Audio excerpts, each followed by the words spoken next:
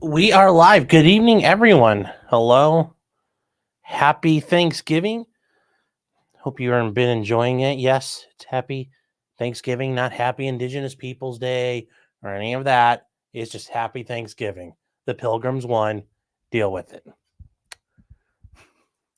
I hope everybody's been doing well. If you guys are new, my name's Sean, also known as Potentially Criminal, and I am an attorney in the Cleveland area, and I focus on criminal defense topics here on this channel. We also cover some other funny stuff that goes on, and thank you for joining us tonight.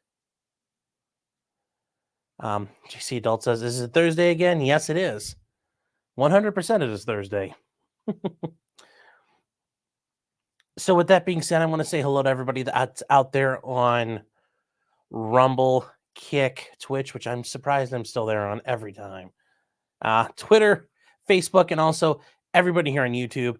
And then last but not least, I want to say hello to everybody out there on Locals. You guys don't know what Locals is. It's basically like Patreon, except it's not run by idiots. They don't restrict what you say. They aren't heavy-handed in things. And if you go to potentiallycriminal.locals.com, you can join there. There is 2 shows every week I do that are exclusive to Locals. Every Monday, usually about 8:30 or so. And then every Thursday after this show, well, we get to hang out and have some fun in an after show.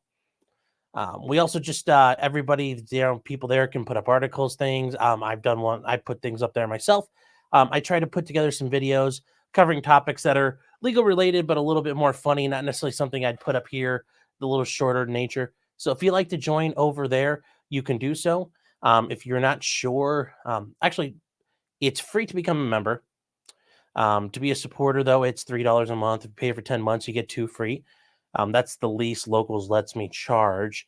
But if you are a supporter, you get access to all those live streams. That's one of the bigger things there. I will say about a week and a half ago, we went for nearly 3.5 hours. That's how much fun it was. We were just going and going and going and going. If you aren't sure, but you'd like to take a look, you can get 1 month free by using the promo code criminal. And it's over at potentiallycriminal.locals.com. I hope you guys have all had a good Thanksgiving. Hope you had a chance to get in touch with some family. I know some of you probably can't. That really sucks. I'm sorry to hear that. But hopefully we can have some fun tonight. Take your mind off that. If you've had the opportunity to interact with your family and you absolutely are out of your mind right now, that's fine too. That's what we're here for. If you're getting ready to get into a fist fight tomorrow morning for TVs at Walmart, hey, let's pregame together. That all works for you as well. And we also, for those of you who are new, we wait about 10 minutes to give everybody a chance to get in here and hang out. YouTube is, YouTube doesn't always the best at promoting this, so we try to give everybody a chance. Big thing now we need to worry about is who's first. And because that's very critical. So if you're not first, you're last. And over on Locals, who got first, our first was, looks like, oh, come on, load up, you son of a bitch. It looks like it was Ash Digger getting the timeless and always usable first. Very good, very good. This is who we are over on Rumble says, Nick Cuck, agree. Well, I mean, that's first. Hey, you're first. I'm going to give you credit for being first. And then over on, where have we got here? We got a couple more. There was somebody on Winter Soldier says Twitch is the best. I don't know about that. I'm not sure I go that far, Twitch being the best, but hey. Also, guys, if you do get the chance over on Twitch and Kick, if you guys could subscribe over there, that helps the numbers out. And on Kick, I can get some of that weird and probably kind of sketchy gambling money. And then over on Twitch, I can just take money from all those social justice communists who go and scree over there on BreadTube. So if you guys have a chance, do that. It does help me out in one way or another. Let's see here. And then over here on YouTube, Mike L. Like very, very appropriate. Good choice, sir. Very good choice. The sophisticated man's comment. Hold on one second.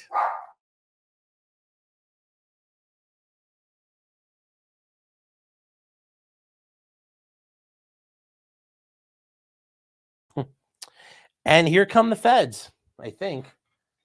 Wow, they're here a little earlier than I expected, but they are here.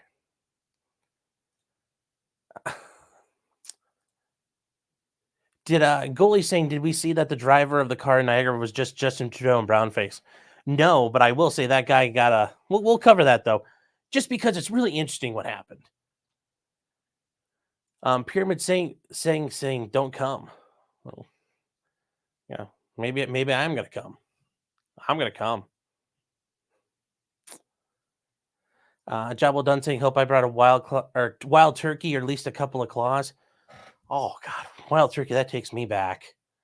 And that was some of the in like junior high, that was the fancy stuff. But no, I got some White Claws tonight. So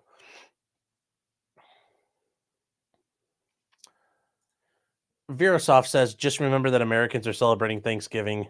Happy Turkey Day, Americans. Yes, well, it's the only place that matters.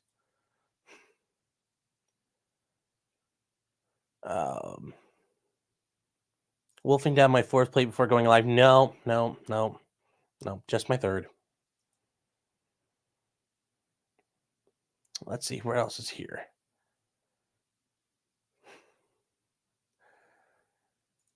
Son of Scandia says, as the 11th great grandson of a pilgrim, I approve of this message.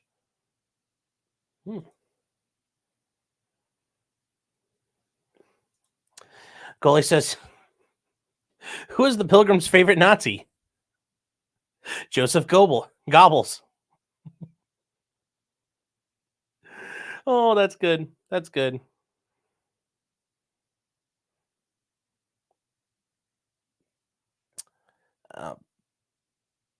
Did I see the Kyle Rittenhouse book is like $60? Yeah, I mean, good for him. If you can get people to buy it, why not go for it? Like, go for the gold if you're going to do it. I mean, you'll get people who are going to buy that, and then you can lower the price later. And I don't know. I mean, I guess why not? There's you got to try. You got to try. I mean, that's how I'm looking at it. Am I going to read it? Really, I'm not. Like, yeah, I get it. It really sucked and it was awful. I'm like, I talked to a lot of clients who will let me know, how bad it is awaiting trial and sitting around on things. So I don't necessarily need that. But hey, whoever buys it, good on them. Let's see here. Stormcrow says, my brother's working today. I'm cooking steak when he gets off. That's not bad either. Steak is not bad for Thanksgiving. J-Rock saying, happy Thanksgiving. Sean, thanks for the show. Oh, of course. It's always, I appreciate that. But yeah, we're going to have some fun tonight. Zaven's been a member for 1 month. Thank you. Also, guys, if you do become members here on YouTube, although it's probably not the best way if you guys want to spend money because YouTube takes their cut, Locals takes less of a cut, but it's just however you wish to do it. But you do get a free, you get a free super chat every month. So that's one way to look at it.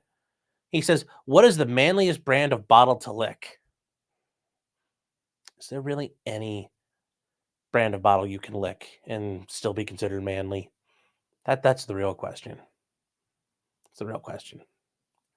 I'll leave it to you to figure that one out. Fair Frozen 55. Thank you very much. Sends in a super chat for $5. I appreciate the support. Saying it's a terrible day, stuffed nose, sore throat. Hope tomorrow I can shop. Currently thinking either 3K, 3009 millimeter for what I posted on Locals, or a horse gun. Even like a horse gun, like you're gonna like shoot horses, or you mean like a coach gun? Because coach gun sounds pretty cool. But I was like, if it's a horse gun, you're just gonna, that could be a little awkward there. Let's see here. Where is? But yeah, if you want to get 3, I mean, that's not the price of 9 mil is not bad right now. I go for it if you get the chance. Can't get much worse as far as things are concerned. So I would go for it if you get the chance. I'm not sure what you're gonna find on Black Friday really that's that good, or maybe you buy like 2,000 9 mil and then, obviously, but yeah, yeah, but glad you got your MPX and you're all set with that. That should be a fun time.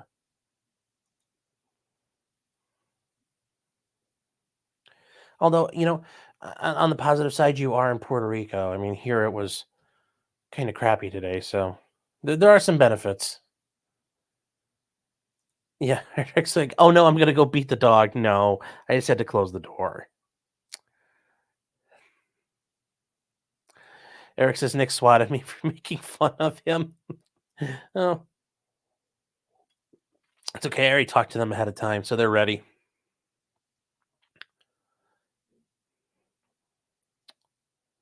Let's see here. Common lawyer saying happy Thanksgiving, everyone. Yes, yes, happy Thanksgiving, everybody.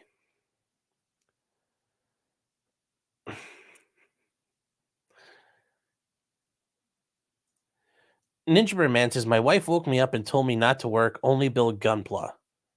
Thank you, wife. That's a very nice wife. Very nice wife. Sniper's Nest, how you doing? Saying 1 pound of tannerite fits in the dustbin of a Roomba. Just saying. Yes, very true. Very, very true. So let's see here. I can recommend to people if they have Amazon Premium, they can subscribe to me and Twitch for free. Oh, okay. Well, apparently, if you have Amazon Premium, I'm thinking you mean Prime. You could subscribe to me for Twitch for free. So let's did not know that, but there we go.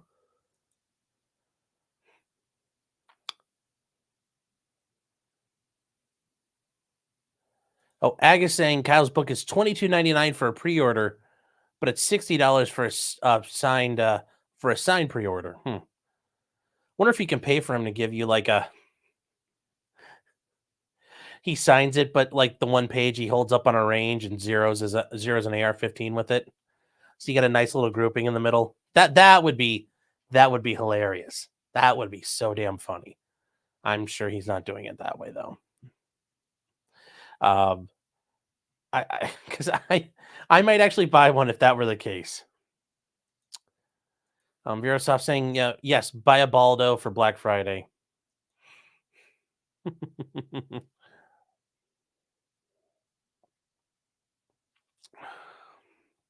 So that is a fun way to do it. All right, guys, it is time to get started. I know I mentioned a couple things in the list, but if you guys were not aware, I guess we'll start off with the beautiful thing. No longer do we have to cry for Argentina because they apparently elected a far right outsider who, I mean, really just a libertarian. But yes, they did. Argentina had a somewhat based election. We'll see. So their new president is this guy who looks a little bit like Kurt Russell and also one of the older Doctor Who's with these massive chops going. And his idea is that he wants to make Argentina great again and is basically going to axe the government half to start with. So we'll see what happens. I talked about him on Monday night quite a bit. Good luck to Argentina. That man lives where few men dare to dream. So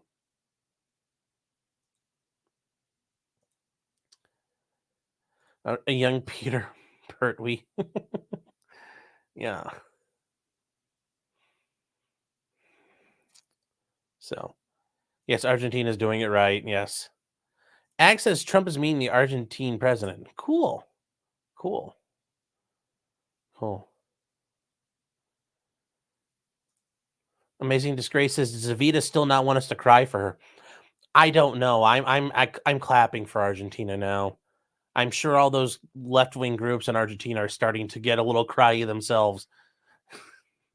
I'm sure there's going to be a lot of helicopter fuel available for all the savings and government offices that just got cut. Just saying. Although I forget, is Argentina? It was like Argentina or Paraguay that like just took the communists in the back of like a C-130, handcuffed them, shoved them out the back like 100 miles out to sea. I forget if it was them or Paraguay that did that. Because obviously we know Chile and Generalissimo, how he handled things. So we're not sure.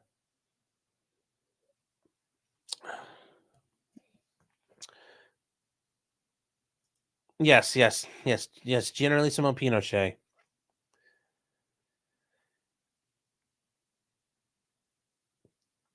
Robert says the president wants to decriminalize drug use. Not a good idea.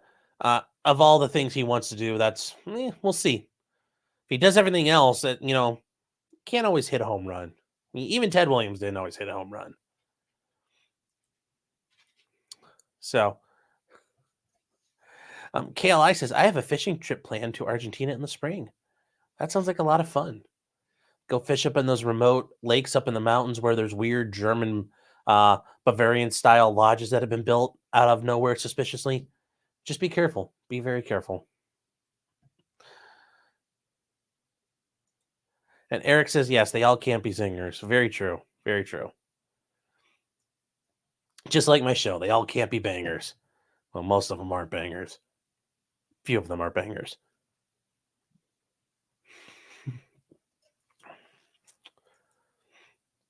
So let's get started here. Let's start off with Binance. If you guys, even if you're not a crypto bro, this is actually kind of huge. So Binance is one of probably at this point, is the biggest crypto exchange in the world. And its founder pled guilty to money laundering, and he's paying a $50 million fine, and he's in trouble. So that's not really the big deal here. The bigger deal here is that Binance itself is being part of a crypto, as its work as a crypto exchange, has to pay $4.3 billion in fines and restitution to the government. Yeah, $4.3 billion. Now, they're not going under, but they've also lost $1 billion in capital as people have removed their money from there. Now, what weren't they doing? They were not properly following the Bank Secrecy Act, their controls on preventing money laundering, because obviously people would use crypto to launder money. Well, people would use banks to launder money, but there are controls and regulations you have to follow according to the government to prevent that, or at least hamper it or make it not as enticing for bad guys to use your business. I agree. Like, why is the government doing that? But hey, that's part of the issue. So, that is what happened there. It is a massive fine. But yes, the company has historical criminal and compliance violations. And yes, the government wants their cut. Uncle Sam has to wet his beak. And if you don't let him wet his beak, well, I'm sure they'd also do other things there.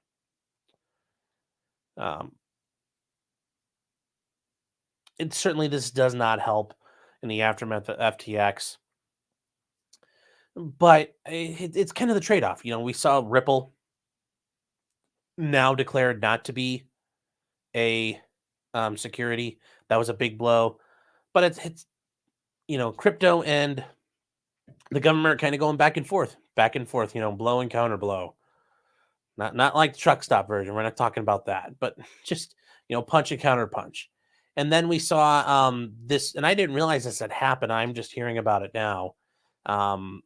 The SEC has gone after SafeMoon, and SafeMoon was a crypto coin. There's it's a dumpster. It tanked. If you want to go to various crypto forums, you can see people saying SafeMoon's always getting ready to take off to the moon. Well, SafeMoon was a lot of money was put into it, and they are being charged with fraud and offering unregistered securities. So SafeMoon's having a bad time. Binance itself, oof. This is just getting better and better for the crypto sphere. So if you guys are involved in any of that, just if you're involved in SafeMoon, please get out of it. It's bad. It is not worth a dime. If you're in Binance, if you have money floating around in Binance, just be careful about it. Just take a look at it. If you didn't know, I think it is important that you should know.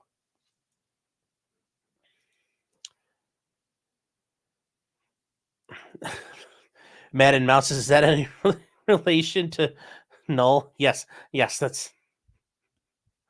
it's the safer moon. It's the moon that won't be edgy like that.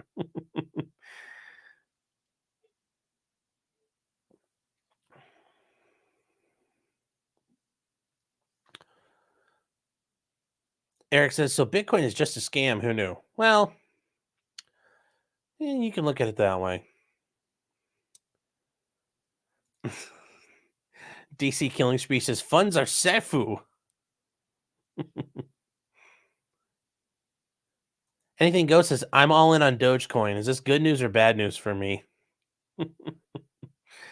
Well, I mean, there's always a chance it gets hot again when the kids rediscover the meme in maybe 10 years.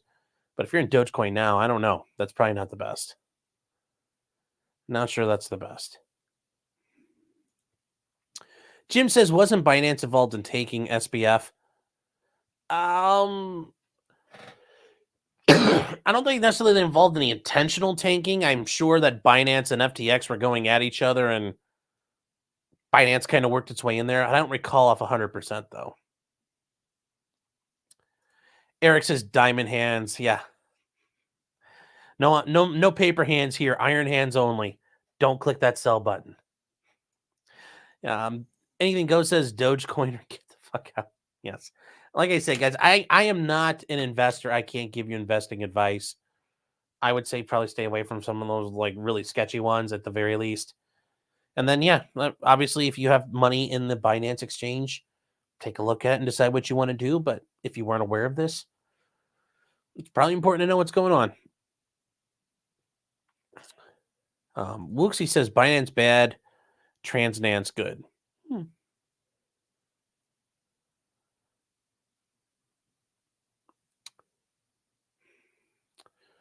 Let's see here.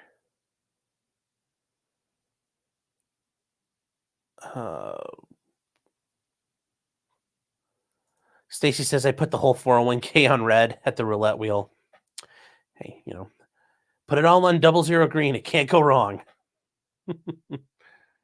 DC says they call them shitcoins for a reason. Very true. Very, very true. So, yeah. Third Relify says happy American Thanksgiving. I know. Compared to Canadian Thanksgiving, which is like in September. It's so weird. Charlie for $5 Australian reduce. Thank you. Saying, I watch these streams for the eye candy. Wink. I'm not sure if I should be flattered or concerned, but thank you for this. Thank you for the super chat.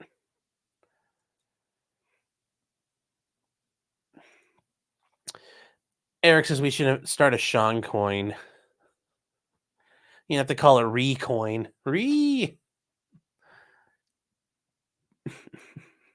Alpha says I only trade in Beanie Babies. It's actually there's like a I think it's on Hulu or Netflix, I forget where, but they have like a Beanie Baby, kind of like the saga of Beanie Babies and how it went and how the whole thing started. Oh my God, it is insane how big they got, and just all of a sudden it's just boom, and it was done. And how literally the company just imploded. It was very, very impressive. Very impressive. Charlie says I've hit 000 plenty of times. I'm not sure that's that's pretty good then, because that's never had good luck on the roulette wheel. I'm more of a craps guy myself. Got to sling them dice. Eric Fulham says Binance Bitcoin for troons. Yes. It's 41% returns.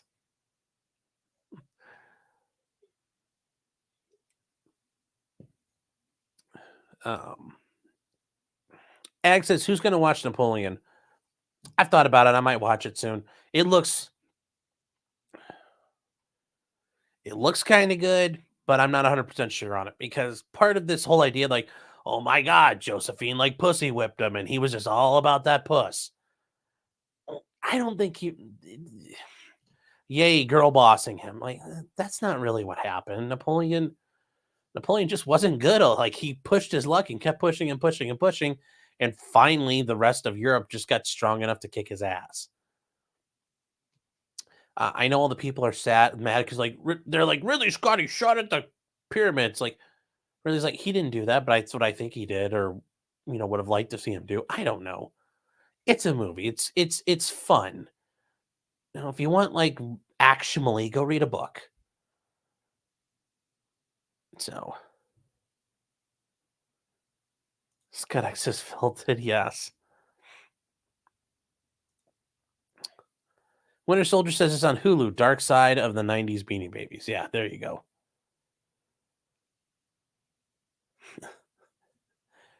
Yes, Mad Moose says someone needs a trademark Sneed coin before someone on the farms does.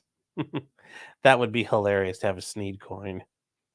I would buy some of that just to get in on it. Eric says, "Oh, if Napoleon looks like Robin Hood with Russell Crowe, yeah, I hope not. The French landing and like invasion boats, like it was D-Day, with that whole thing was ridiculous." So,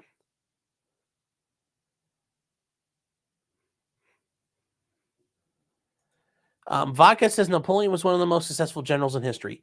He was up until kind of the end. And to be fair, even after Russia, as he started retreating back through Europe and things started disintegrating, he was doing masterful things. Like he basically ran his army to the, you know, Ukrainian style. He just kept on throwing men into the fight.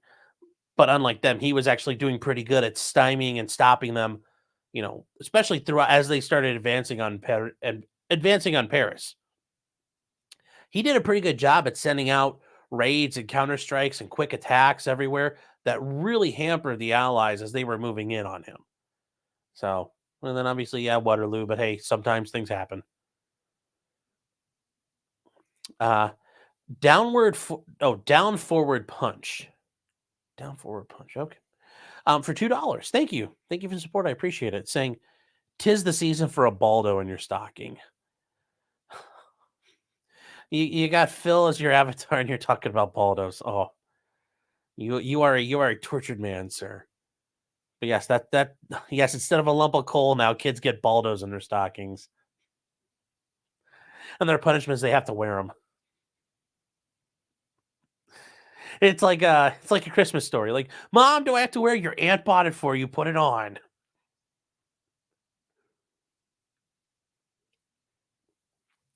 Harbor Warble says until Waterloo. The funny thing is, even Waterloo wasn't that bad. Wellington, I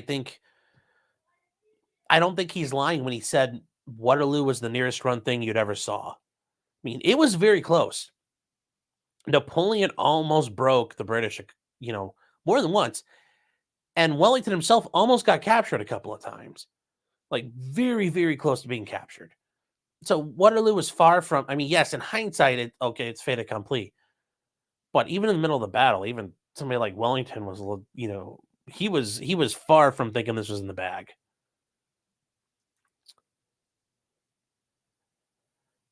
Robert says that DSP avatar gives me chills. Yes, it does. So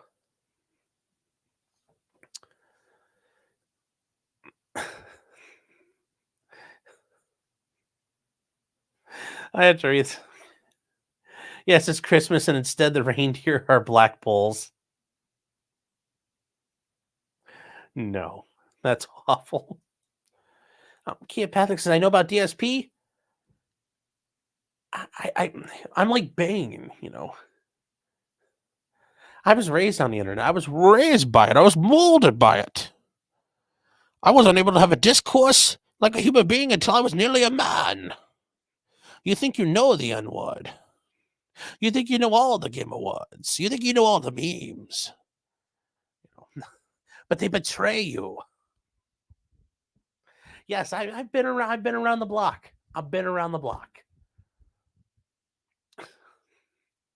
I've been around the block.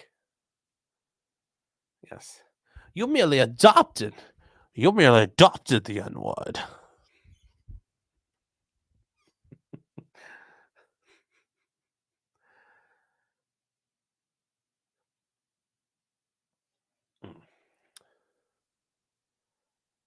Kimbo says, did Mia listen the Kiwis enjoy Thanksgiving together? Yes, yes.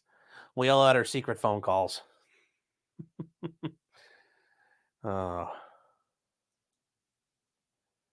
All right, guys, moving on to the serious stuff now. The serious stuff. If you guys were unaware, Ohio has legalized marijuana, which is great. But now we have to worry about the true victims here. Who are the true victims? Police doggos. The poor police doggos. It's so bad. What's going to happen to the police doggos?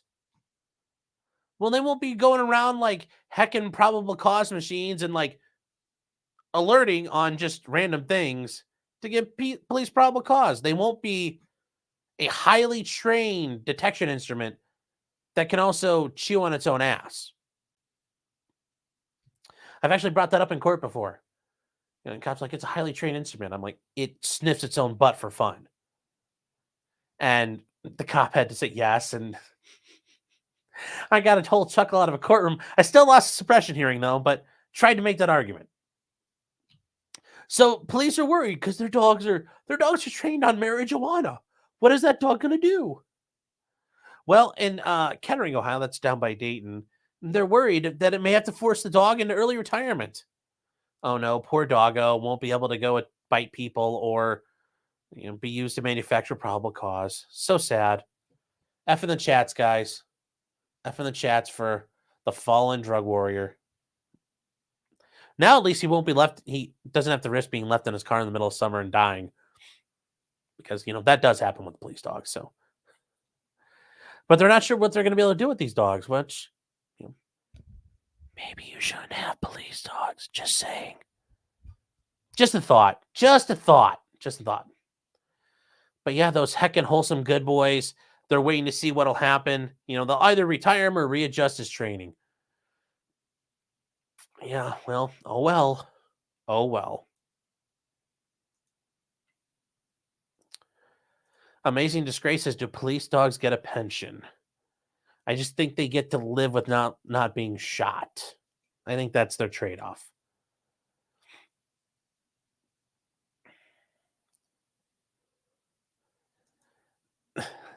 Steven says, the weed being legal doesn't mean there won't be illegal weed.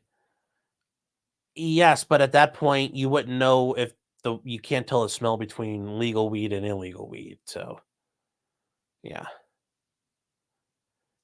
Alpha Fox is saying you would too if you could. Yes, I'm sure if we could all chew on our own assholes, we would too.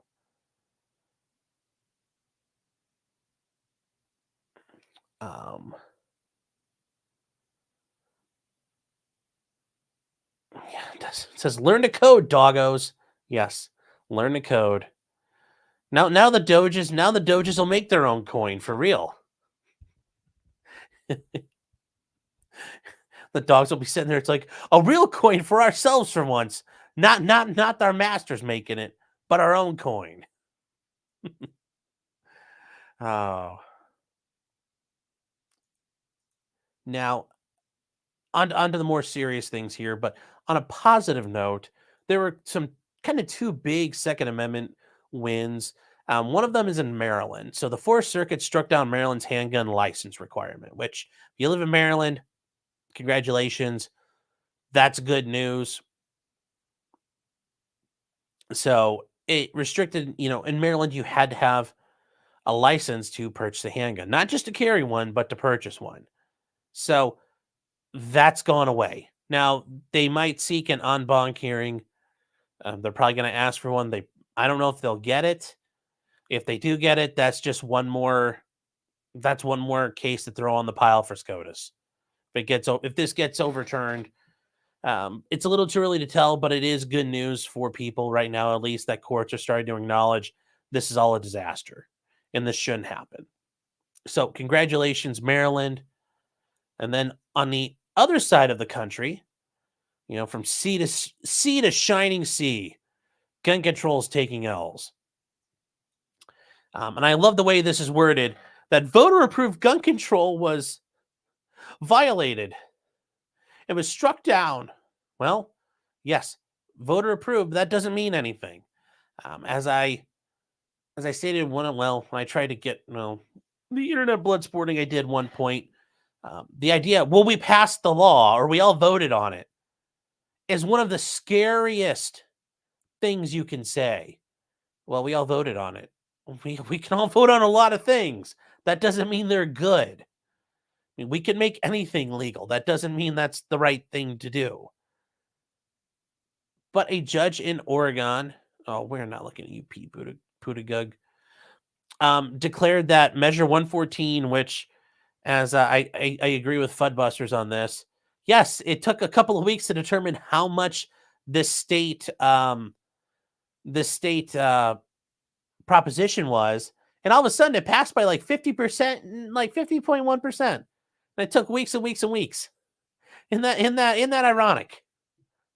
Well, a judge looked through it and he said, according to Bruin, it is not legal and it violates the Constitution.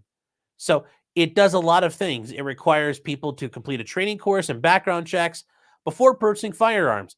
It also was a high capacity magazine ban, one of those spooky, can't have those 30 round magazines. They're high capacity, yet everybody has one. So just standard, just normal magazines. The judge knocked it down, and good news. And it was set to take effect. He declared the decision was made on Tuesday. So, something to be thankful for if you live out in Oregon.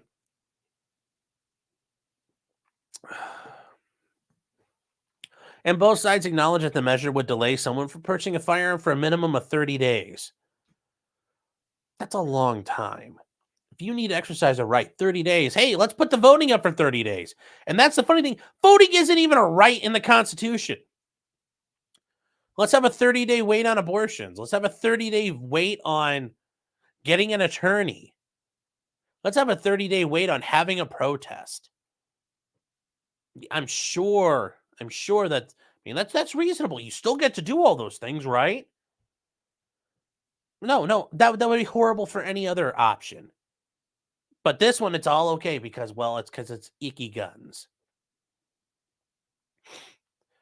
So,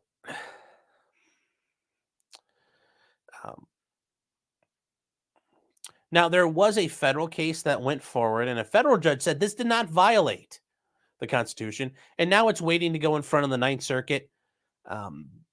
This is done by the state court, so it doesn't matter what happens there. It's still enjoined. So even if the Ninth Circuit says, no, you can ban all the guns you want, be communist, Oregon, it doesn't matter because a judge at the state level said nope. So in a way that prevents any issues from there. I do like the Oregon Attorney General. The judge's ruling is wrong. It puts Oregonians' lives at risk. Yes, I'm sure it does, Attorney General Ellen. I'm not going to make more of a comment other than for having the last name she has, you think she'd be paying attention to a lot of people with similar, last names and ethnic issues related to that last name getting murdered in the streets because they weren't allowed to have access to firearms. That's just me talking. I'm not saying. I'm just saying. Something to think about.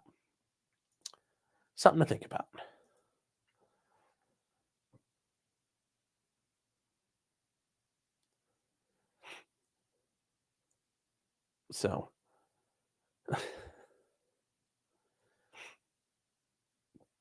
Fox saying, going back to the dogs, you could scent train for a different scent. They're still trained. You can't untrain them from the marijuana. So if they start hitting, and that would make my day as a defense attorney. Well, what's a dog hitting on? Legal things? Well, how do we know what it's hitting on? No, so the dog won't be useful in that way. So,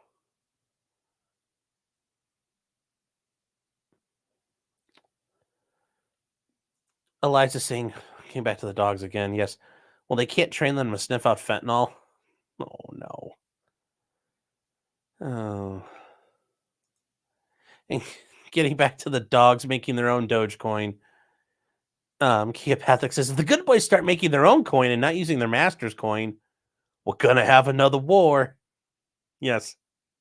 Decoupling Dogecoin from the petrodollar. Yes. Threatening the dollar is a great way to have a war started against you and your people. As many countries have figured out through history.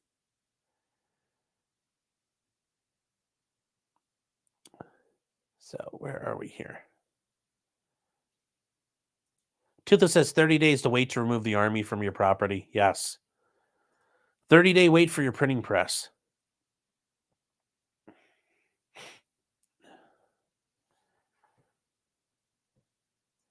Rabbi Rubenstein says, due to the danger to one's own internet career, there should be a 30-day wait list on Baldo purchases.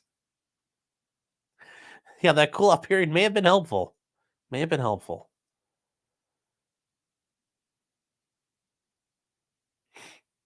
So, Stabby says, I was busy blowing stuff up. What did I miss? You missed everything. We're actually almost done right now. I'm about to sign off.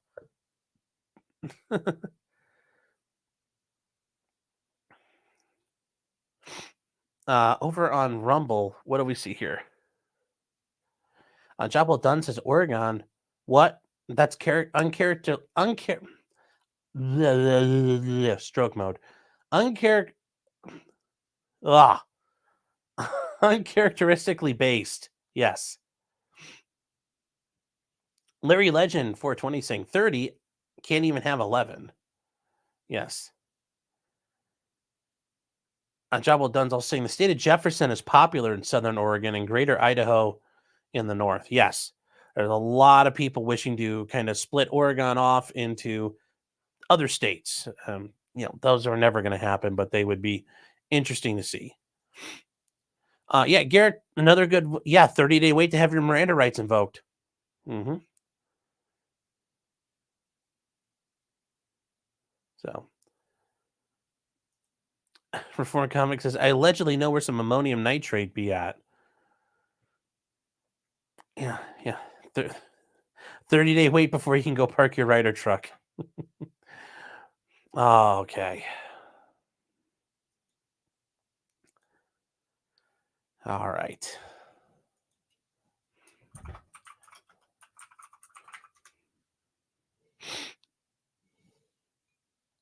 All right. Now, getting on to, I think, the issues surrounding former President Trump. Well, if you guys weren't aware, things were getting a little hot and spicy. I know Robert Gavay has been covering this pretty good, but it is funny that Fannie Willis over in the great state of Georgia, over in Hotlanta, you may have heard of it, over in Fulton County. Well, she tried to go after this guy, the only black guy that's been indicted in her RICO case, Harrison Floyd. He was charged with intimidating witnesses. Well, not charged with. He was accused of violating bond by going on Twitter and talking shit to Jen Ellis, Brad Raffensperger, and other people. Well, things didn't go so well at the bond revocation hearing because obviously, even if Fannie Willis wants to have bond revoked, she can't just do it. She actually has to have the court do it. It doesn't, this isn't Nam. We do have rules.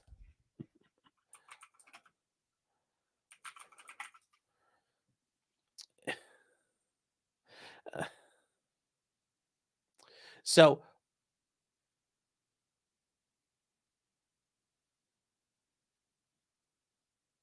what do we know about it? Well, there was a hearing, and the hearing is available online. And they tried to claim this was all awful. It was funny listening to the investigators for the office try to claim this was Harrison Floyd's Twitter account. Why? Oh, because it said it was. Well, you never verified it. You just literally because it said it was his account. Well, who said it was his account? The account bio said it was his account. Now, in all fairness, it probably was his account. From what I understand, it is his account. But the judge smacked Fannie down and said, no, I'm not putting him in jail. These bond conditions weren't the most clearest to start with. You also are interfering with a man's right to talk under the First Amendment because this is now the government suppressing your right to speak freely. And and the biggest thing there was other people are the concern. There are other people allegedly going around threatening Ruby Freeman. Obviously, that lady who was out there screwing around with the ballot machines in the middle of the night all by herself. Which, yeah, I mean, how dare people look at her and say, like, what you doing out there? That was sketchy and corrupt. I know. How dare we? How dare we get mad at her and tell her what's going on? I don't know. I mean, who would do such a thing? Well, apparently people have. And, she's concerned for her safety. But that's not Harrison Floyd calling it. So, that's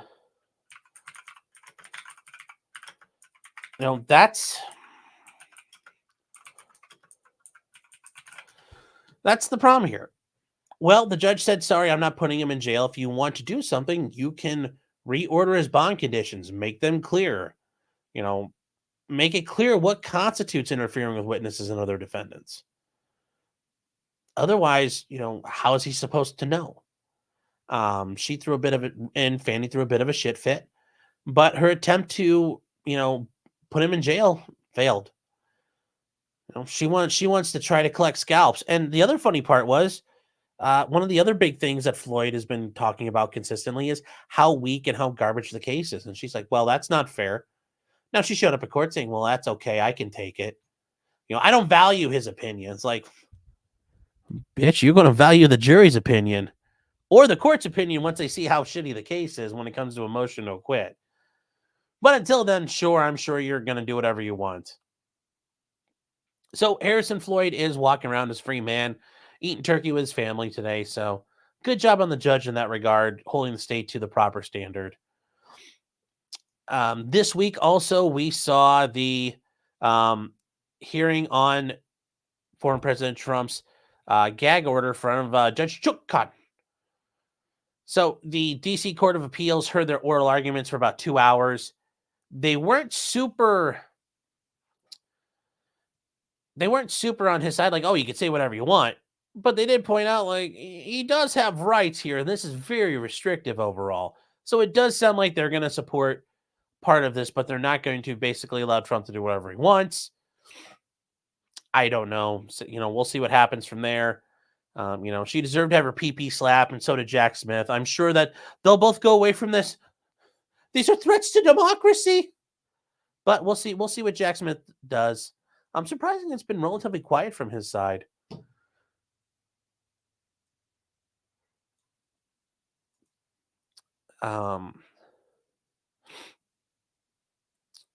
Petty says Freelando.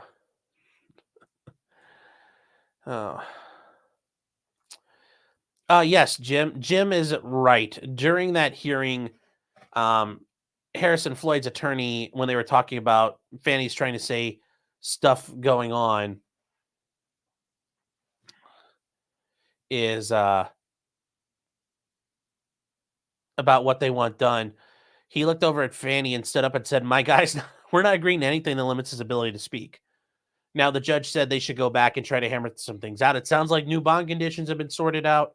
But yes, his attorneys were out for blood, and I think they did a very, very good job. So,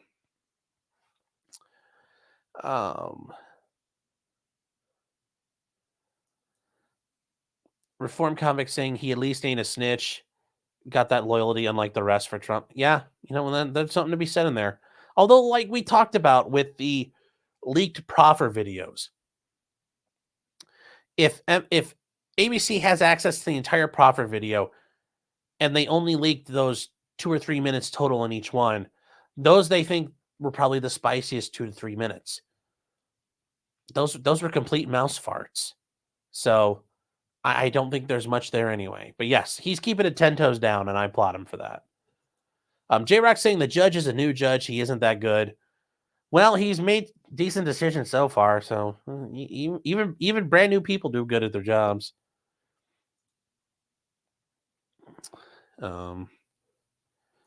Vodka Blood says Jack Smith and the judge are probably crying to their families during Thanksgiving dinner. I'm sure people like Jack Smith and Judge Chuk Khan don't have Thanksgiving dinner. They sit there and, flagellate themselves over the indigenous people here that having their land stolen. I'm sure that's what happens. They go out to reservations and they They go out to an Indian reservation and they hand out to indigenous people clumps of dirt and they say, "We're giving you your land back." So, yes. Ninja Bread Man says, "Riddle me this. What kind of prosecutor fails to imprison an innocent black man?" Yes, a very bad prosecutor. Um,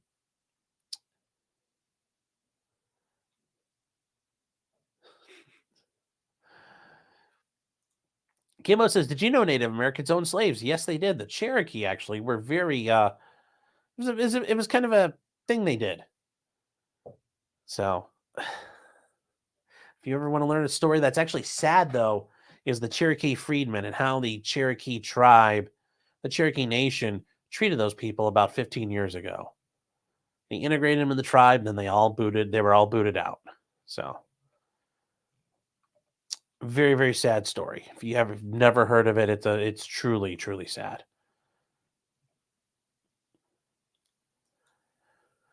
Where is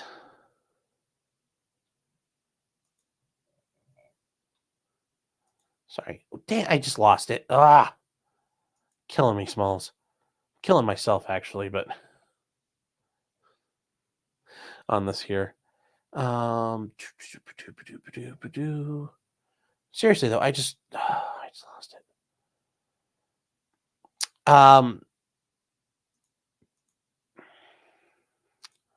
Where is it?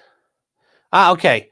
We are now moving on to, and I know this was covered yesterday, like, oh, we had a terrorist attack. Doesn't really look like there was a terrorist attack over at the US Canada stand border, up there, in the heartland of Justin Trudeau. Instead, I think this is very interesting footage. You guys saw the picture of the burning checkpoint, but we know what happened now. There's video of it.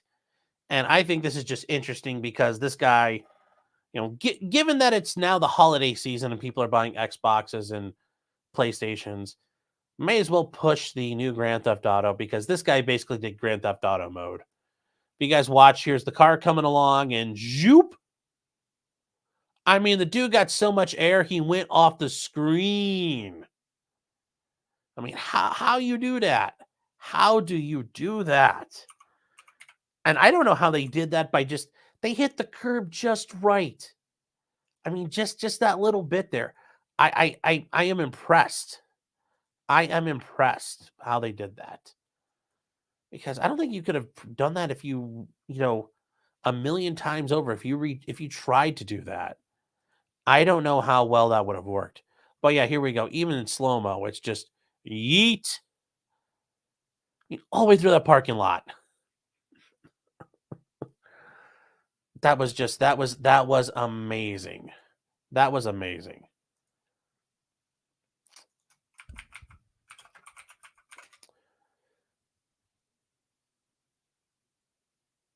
So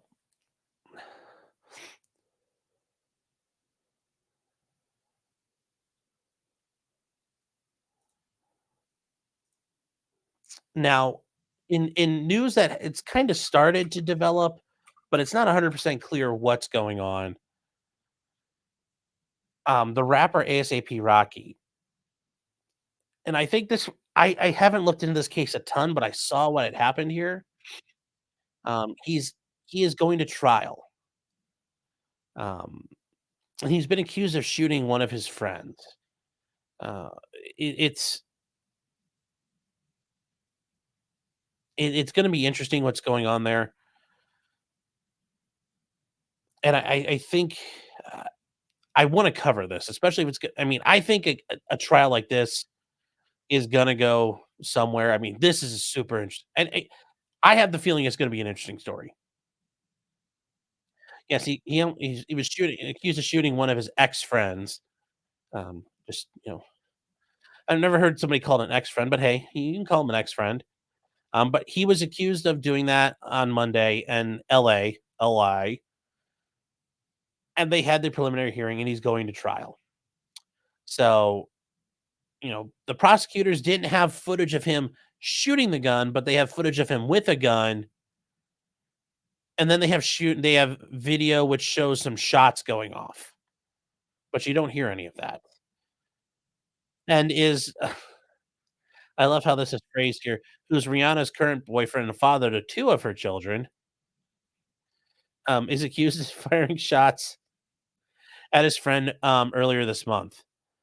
He did not die, he's still alive. So, like, it's not a murder, but it is interesting. I think it will be interesting, especially if we do have a victim alive. So, there is some footage we can look at here, and this is some of the stuff that was played, and I think this one does have I think this one has the sound on it. Yeah, this has the sound on it. And this is the one where you can't see the shooting, but I think you can hear it.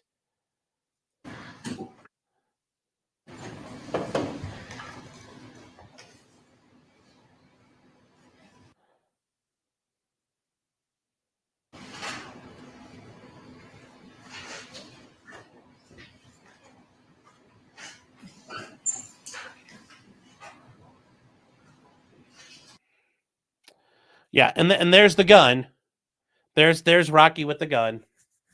I love how they put the little thing there because we all didn't know what that could be. You know, that could be a label making machine apparently.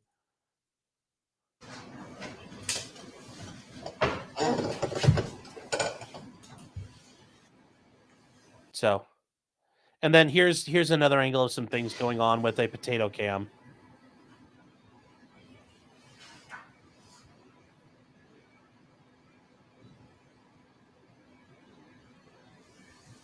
It's not clear what's happening there, but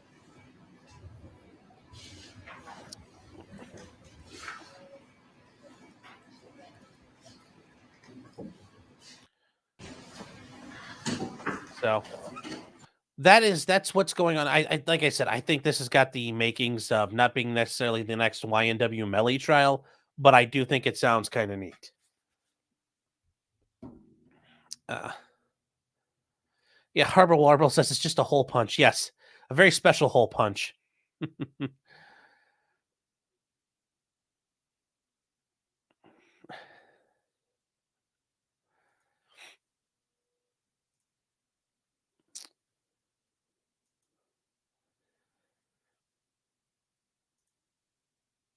Oh, let's see. What did I hear?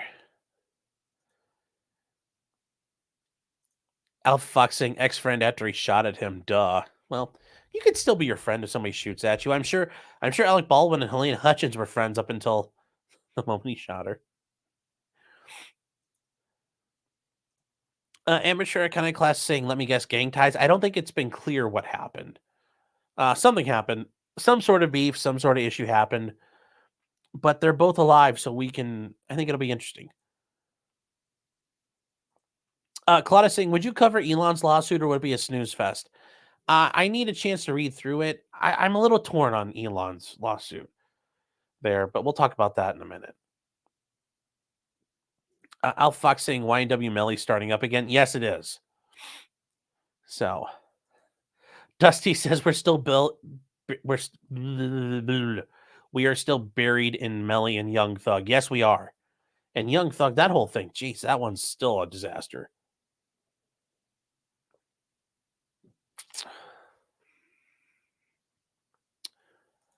Kimbo says, what is up with all these ex-friends? At least Rocky tried to take him out before he snitched. Yeah. The name of some sort says using that Windows Media Player. It's court, man. The court's not running. They run basic stuff. That's par for the course. Surprised they weren't running Windows XP, to be honest. Benjamin Lewis says, but did he die? Did you die? No.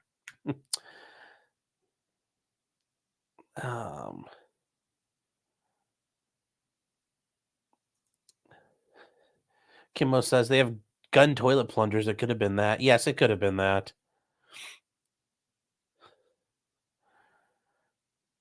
Stormcrow says, why are there still so many potato cameras in America? Because they're all older. And that one's been around for a while. It's Trenton says Dick Cheney shot a friend. Yes, he did. Yes, he did. And yes, Winter Soldier says, does Harry Whittington still think Dick Cheney is his friend? Well, probably. Otherwise, he doesn't. I mean, he doesn't want to get shot again. So I'm sure he says, yes, Dick Cheney is my friend.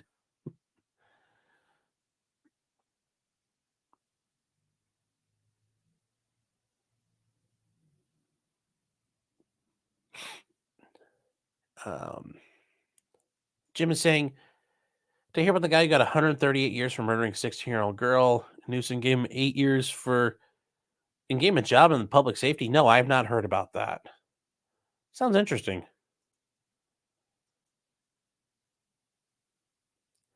Vaca says, didn't Dick Cheney's friend apologize to him for getting shot in the face? Yes, he did. Yes. Although he really could have basically stepped in the way. It's not 100% clear. So,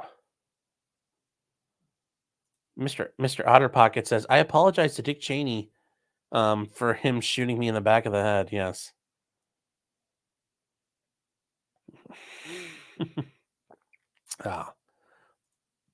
Where is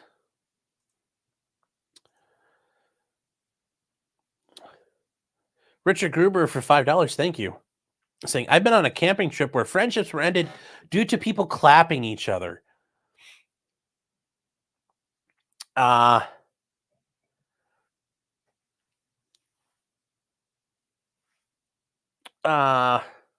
we talking? Which kind of clapping are we talking about? Because I could see friends clapping each other, like that kind of clapping could also end friendships. But also the pew pew clapping could also end friendships. I mean, I'm not sure. Maybe you could end a friendship over a standing ovation, but I don't think we're talking about that kind of clapping. So I think you need to be a little more specific.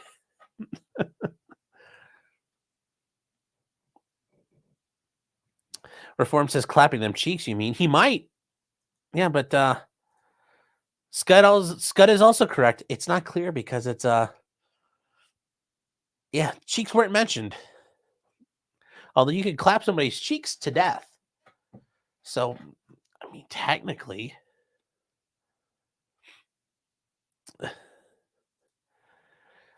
Anything goes to see what mountain were you camping on?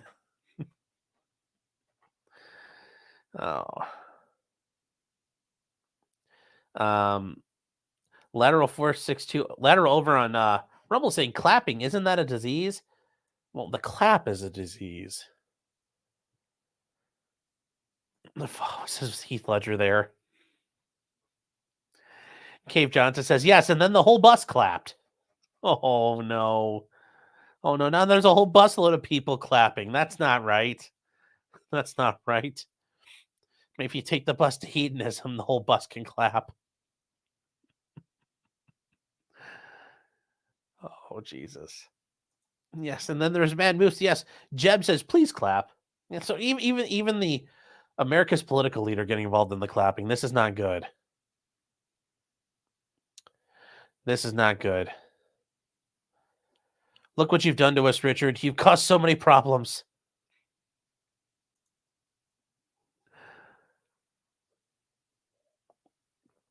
Okay. Now, getting on to what I think is the biggest thing of the night here for us to talk about.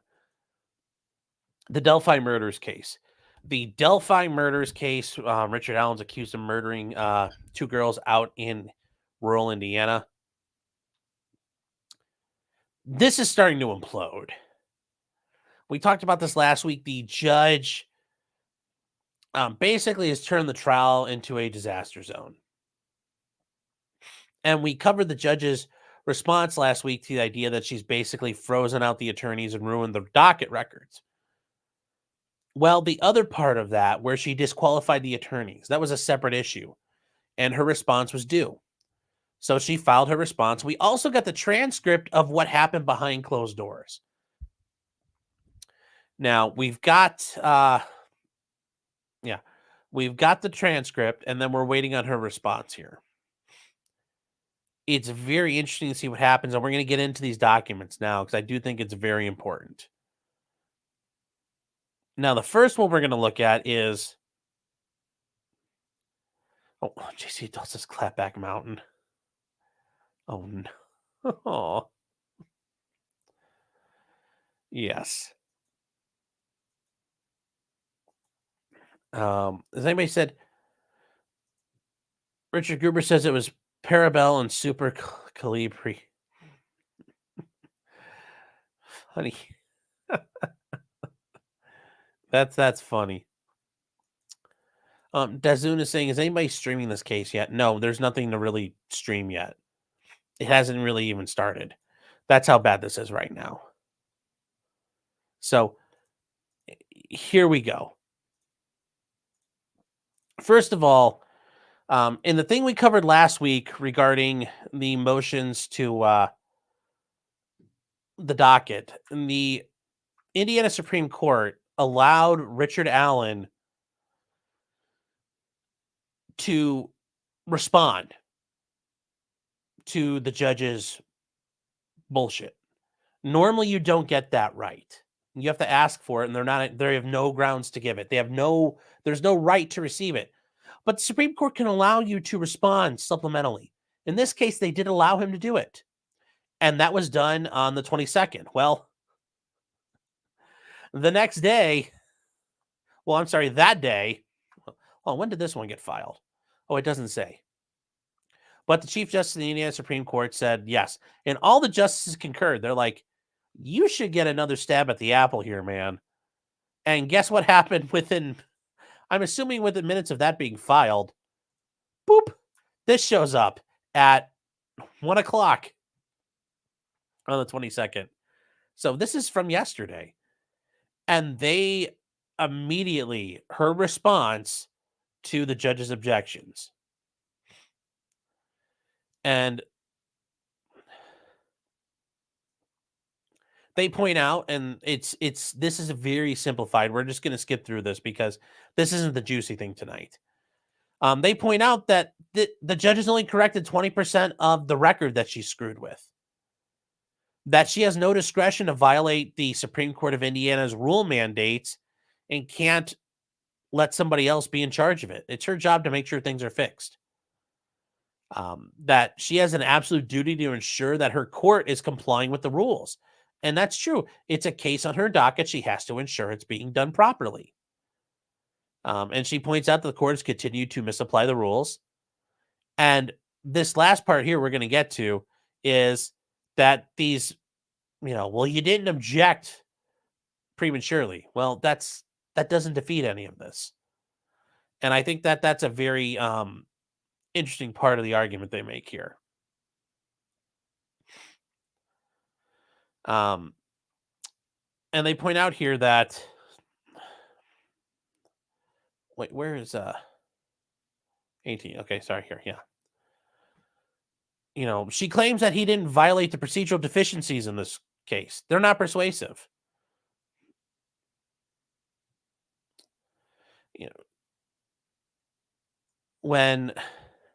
And they point out that when Richard Allen hired us and we started working for him, we couldn't believe not only just the first 2 times you screwed with this, but you screwed with it throughout. And they had to learn about it. Now they're responding. And they also point out that the court was told you're violating the rules and you're improperly excluding public access. And that the trial court issued an order back in June acknowledging those errors and said, oh, we fixed them. But you didn't. And then once they learned they hadn't been fixed, they have a right to raise those issues. And I think that's a fair argument.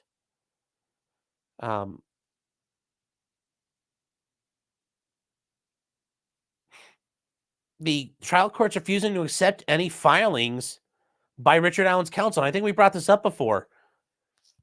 Well, the court's like, well, nobody said anything, but you're not letting his attorneys file anything because you're refusing to accept it. Which, once again, this is the court inducing the own problems. Well, you haven't said anything. You're not letting me talk. And I think they do a very good job of bringing this up. They created the circumstances that led to the impossibility. And And I think it's a fair argument. I'm glad they brought it up. So I think they've done a very good job at, kind of pointing out, like, the judge said, no, it's your fault. And Richard Allen said, no, you. So we'll see what happens there. We'll see what happens. Another interesting thing that happened, and this was from last week, is the state of Indiana itself through the Attorney General's office. So the Attorney General, Todd Rakita. Oh, is this Nick's Indiana cousin? And they requested clarification whether or not they had to respond. They point out that in criminal cases that they're required to be they're required service and they have the right to be involved. So they asked, hey, are we allowed to be involved in this? And the Supreme Court of Indiana says, sure, jump on in, guys. And I'm sure the Indiana Attorney General's office has a lot to say. So it'll be interesting what they cite and what they write. But they do have time coming up. But yes, everybody's getting involved.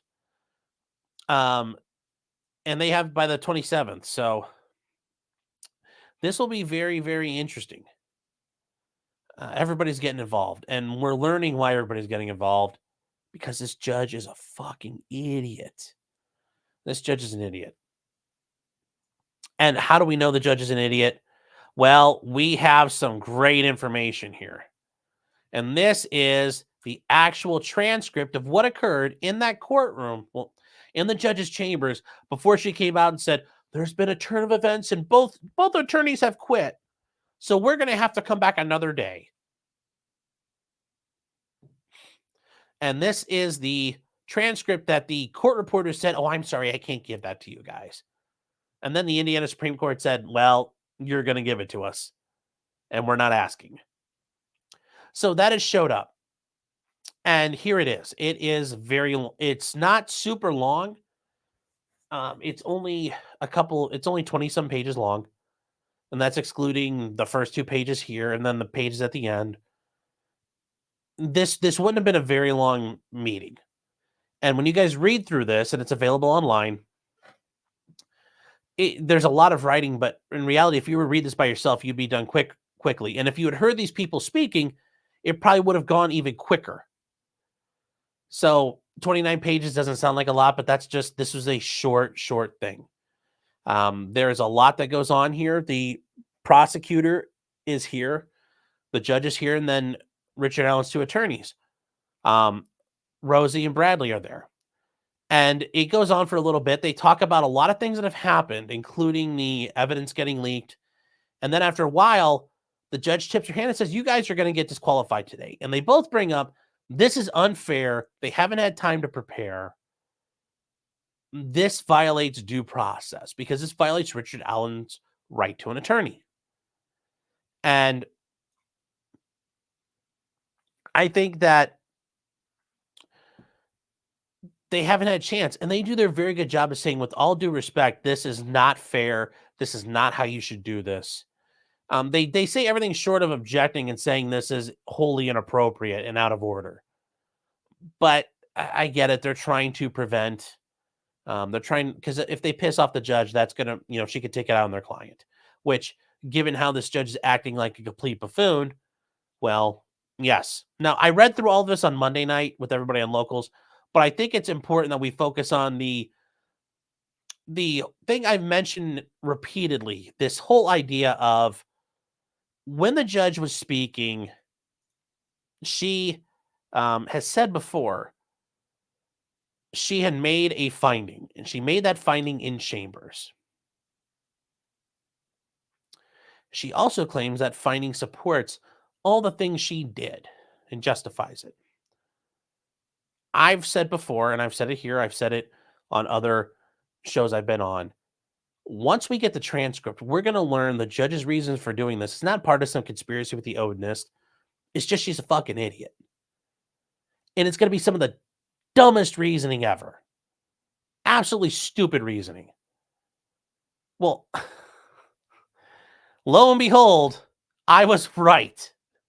This is absolutely awful. This is She's not brand new at this. That's the thing that scares me. This is absolutely disgusting and sloppy work by this judge, which really makes me wonder, what the fuck is this woman doing when she's running her own courtroom somewhere else? I mean, I guess she's been bulldozing people and doing whatever she wants in Hee Hawville, Indiana, and nobody's been there to stop her. Because when we get to this, yeah, a scam likely saying Confederacy of Dunces. I mean, there's only one incompetent person in the situation. It's the judge so far. But let's get to this beautiful bean footage, because this is just garbage. And I'm going to start off where the judge tells them, I'm going to read off to you my prepared statement. And this is a statement the judge put together where she's listing off all the things they did wrong. It's pathetic. It's pathetic.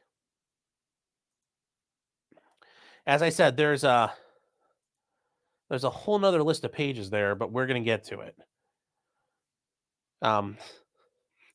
Legal Advice says, Jeff, how you doing? Hope you're, well, I know that they've already had Korean Thanksgiving. So anyway, still happy Thanksgiving to you. Says, hope you had a great day. Thanks for continuing to degrade my faith in humanity. Not just this judge. Humanity is not comprised of judges yet, so. Yes. But anyways, hope you're doing well. If you guys are not subscribed to Legal Vices, do so. It's very good information over there. And, you know, the Maritime Mondays are always good to watch. But here we go. This is the judge talking about it. So she goes through things here, and she says, we already talked, and I'm starting right here. Says, we already talked about that. And then, I mean, that brings us to my concerns that I had raised with all of you on our phone call. This is the phone call before where she says, quit working. We're coming back to talk about things. And I write everything out. And this is what I intend to say in open court. I write everything out. Okay, but this phone call they had is not on the record. It's never been transcribed. It was never memorialized. So we don't actually know what was said on the phone call. But this is what she was going to read aloud in court if the attorneys didn't quit. And she says, I have concerns regarding the defense team and the totality of the circumstances surrounding your representation of Mr. Allen. Candidly, my concerns began at our hearing on November 22nd of last year. Mr. McClellan filed for a gag order, and we were in chambers, and you assured me that we don't want the media in our lives. We will not try the case in the media. And less than 2 weeks later, you issued an undated press release that contained an awful lot of information that would not normally be revealed.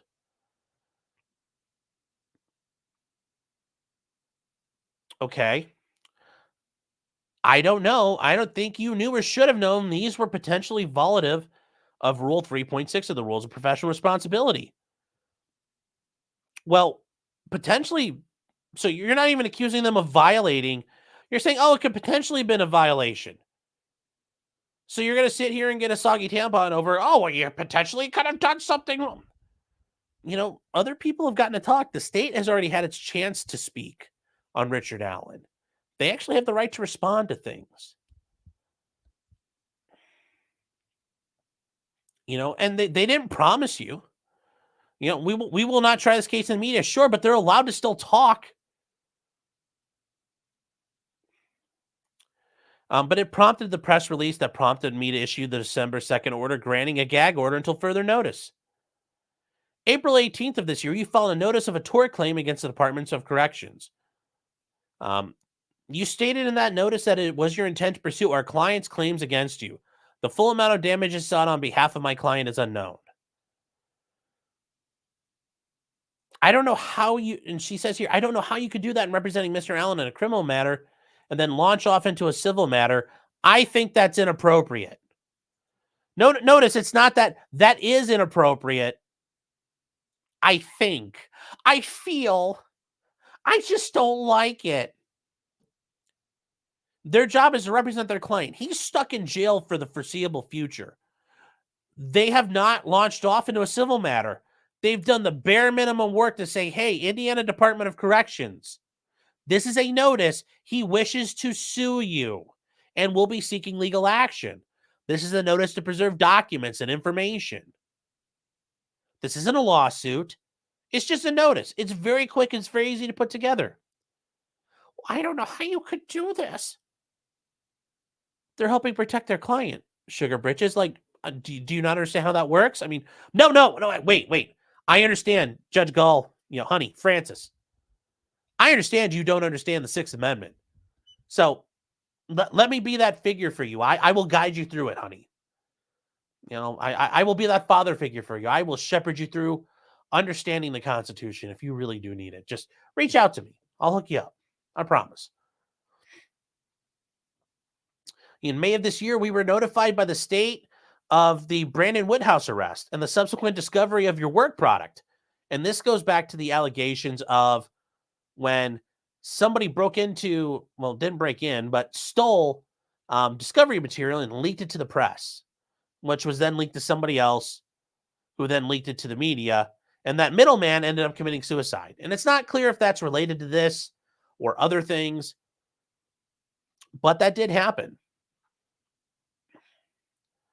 And I think it was an outline that you created for yourselves with the discovery. It was pretty detailed. I don't know if that's the right word.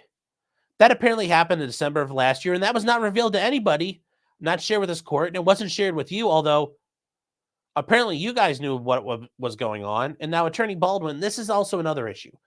One of the guys' names is Bradley Rossi. So Baldwin put something together, and he was typing in Brad, and it went to a different Brad. Well, oops, it got emailed wrong. And that got leaked out. And Attorney Baldwin was the one who did. He's saying that Attorney Rossi didn't know. The court's saying, but you know. And he's saying, I did know. So then Mr. Woodhouse gets arrested, and here we are. Grossly negligent to email that to the wrong Brad. See, this is her finding here. You emailed something wrong. You're so bad, Mr. Attorney. How dare you send a wrong email? Whoa! This is her right here, clutching her pearls. Your pleadings on the safekeeping order contain inaccuracies and falsehoods. That was proven in the hearing we conducted in June. The evidence presented by the state clearly demonstrated the falsity of your claims. The same state that has lied and hid evidence. Yes. That they lied and hid evidence, but their claims are true. After they've lied about evidence, hid evidence, and done all kinds of fuckery. No. I trust the state. More importantly, Judge, this is to establish a record. What was false? What was false? Because I don't know. What was correct and wrong? Okay, I can make an allegation and be wrong, but it's not a falsehood. It might be inaccurate. Fine. What was it? What was said that was inaccurate and or false? You don't lay it out. This is not you just ad hoc running through things. You said you write everything down. I write it all down because I'm proper and thorough. Okay, well, where's the beef? Where's the meat of this? You're making claims and you don't substantiate them. You're making findings based off of what? Oh, well, the record. What part of the record? The other part in the back. Honey, I'm not a judge. Once again, reach out to me. I'll try to work with you here. Like, we'll work on being a little more detailed. We can do this. Frankie. Maybe Fran. I don't know if you go by Fran. If you go by Fran and call you Fran Drescher, like, nah. But anyways, Frankie, Francis, if you're out there, get a hold of me, baby. Get a hold of your boy. Let me help you out.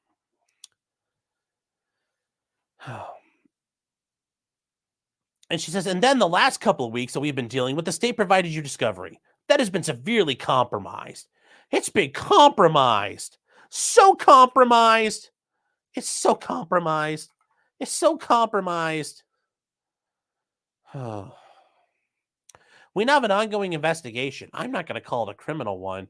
I don't know what it is, but it's clearly being investigated by the state of Indiana. I mean, is this really necessary? Do you have to read this part on the record? Because that's just, like I said, Frankie, get out. We'll sit down and talk about this. Let's sit down, heart to heart. We'll get you through this. Everyone involved has sought counsel, including you, Mr. Baldwin, and you've had an attorney enter a written appearance this morning. Okay, why shouldn't he? That's probably not a bad idea in this situation. Why did you have to bring that up on the record? Why is that necessary? Oh, you got an attorney, therefore you must be a bad guy.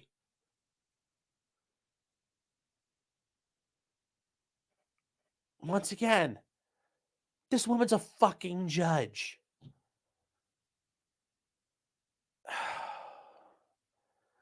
This is just, as I said, I can't believe she's this fucking dumb. I like to say that she's just malicious and a bitch.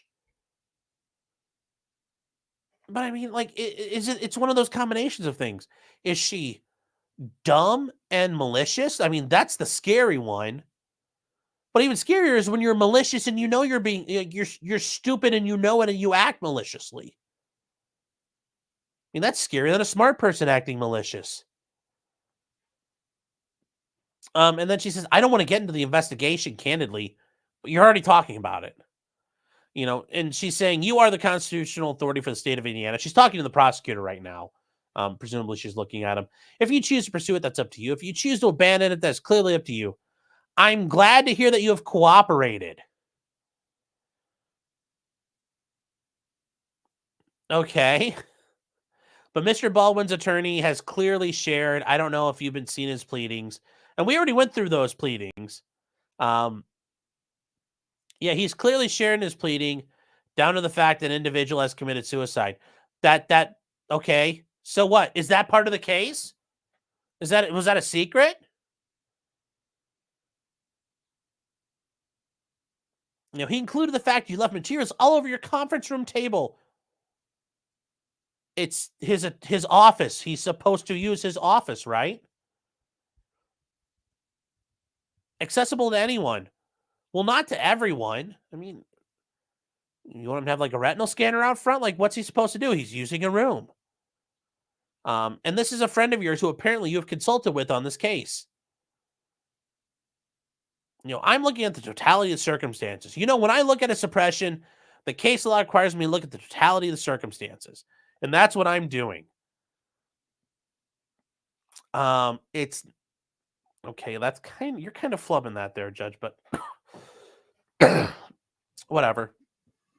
And it pains me to say this, but the totality of these circumstances demonstrate gross negligence and incompetence on part of the defense team. I am unsatisfied with your representation of Mr. Allen. I am gravely concerned about his rights to competent, non-negligent representation.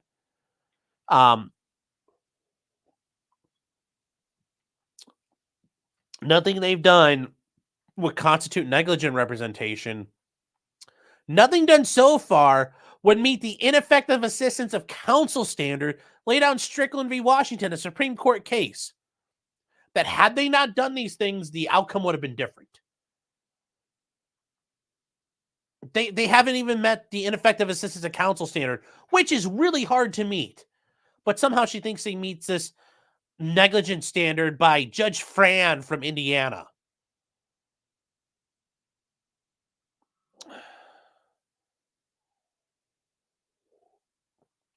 He currently doesn't have that right because what you have demonstrated is negligence and incompetence. I mean, I would argue that negligence and incompetence would be trying to write together a prepared statement, not properly addressing your findings, supporting them on the record, with things already established on the record. That's just me. But once again, Fran, get a hold of me. I'll talk you through this. It's not hard, baby. But I got you. I don't want to say this in open court. I'm sharing my thoughts with you privately. I don't want to say this in open court. I don't want to do this. Don't make me hit you. I love you. Don't make me love you hard. Just listen to this nonsense. I would encourage you to talk privately about it, what you wish to do. I don't want this coming out. It is not where we need to be with this case, but I will. I'll do it. I'll heckin' do it. It's like, bitch, I don't want this coming out. It's like, if you don't want this coming out, don't start fucking around with this like you're the fucking queen of Indiana and violating constitutional rights based upon God knows what you think is appropriate. Because so far, we just have your I think and feel. But guess what? It's coming out. They're going to come. And there's nothing you can do to stop it. The whole country is going to see this now. So, bravo, Judge. Bravo. I mean, this is second coming a learned fucking hand right here, folks. Right now in Indiana. Brilliant work. But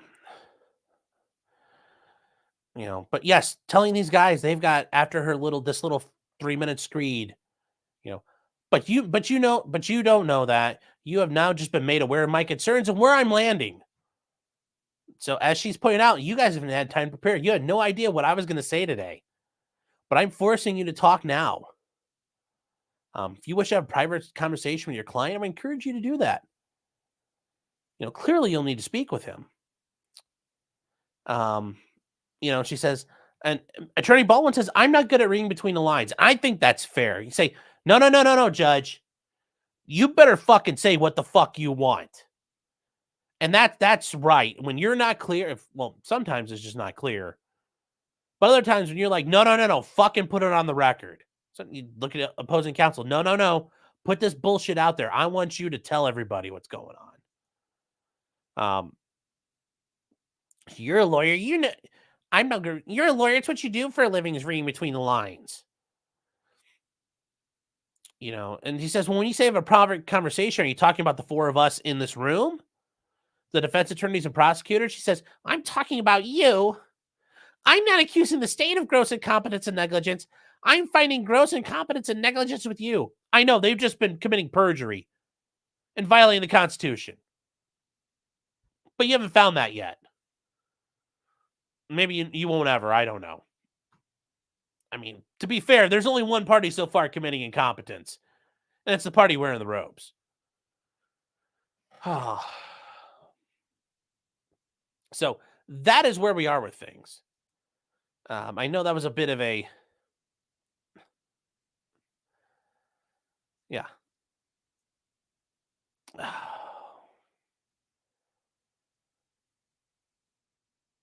So... And, yeah. Reform Comics says sloppiness in chambers is common, I think. Not like this. Generally, it's not too bad. There are times where judges fuck up, but this is monumental. This woman is literally imploding the case by herself. I don't get how she's doing this. And she's like, no, this is all right. I'm getting it right. I are smartest person in the state of Indiana. I know what I'm doing. I don't know how she sits there and thinks this of herself. I mean, she is literally fucking this case up. I mean, it's going to be awful. It's going to be awful.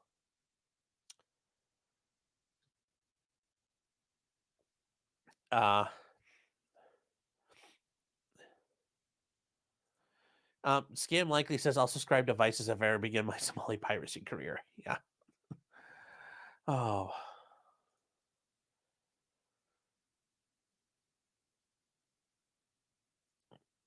Alpha Fox says the court does have some degree of investigative abilities. Yes, but generally it relies on the prosecution to do that.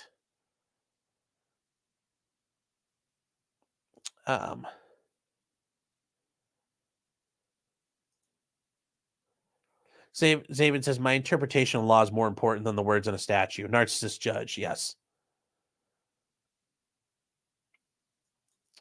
Eric Foam says, do you think Alan did it? I don't know. Based on the way this is being handled, we can't tell. There's no way to know. So even if he did do it, the state has completely fucked this case up beyond belief. So no, I don't know if he did it. Reform saying, good luck suing them. They may have qualified immunity in most circumstances. Yeah, but there are times where they do screw up. And They might have a theory, but that's a long way away for Richard Allen. Yeah, there was a guy who committed suicide, and we're gonna get to that in a minute. There's some updates on what's happened there. Dazoon says email is inherently insecure. Yeah, to an extent. It's like saying text messages are insecure. Yeah, if somebody's out there snooping up cell phone data, yeah, you can read text messages, but generally email is safe enough.